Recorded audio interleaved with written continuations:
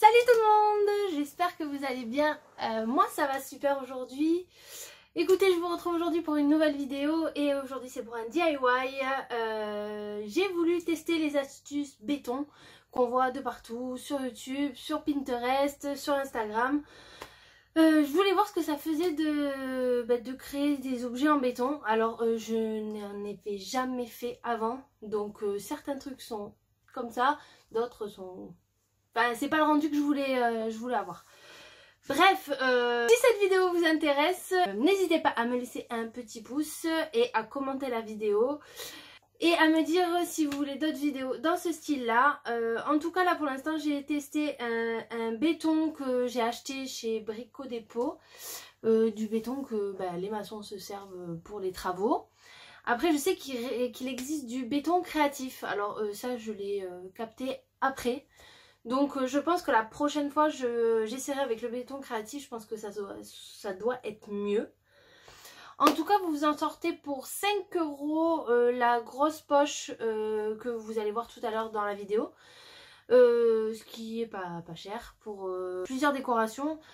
Vous allez voir que tout ce que j'ai fait, bon j'en ai pas fait énormément non plus, mais vous allez voir qu'avec tout ce que j'ai fait, il m'en reste encore. Je peux encore en faire d'autres. N'hésitez pas à vous abonner.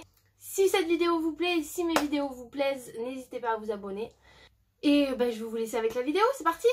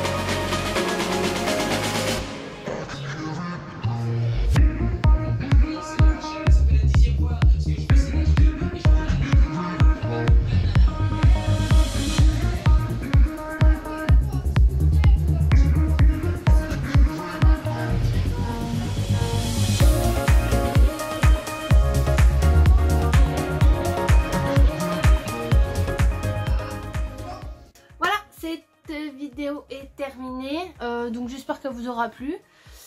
Alors c'était assez galère, j'ai demandé de l'aide à mon chéri parce que lui il a l'habitude, hein, il travaille, c'est son métier, donc du coup il m'a dit comment il fallait faire et tout.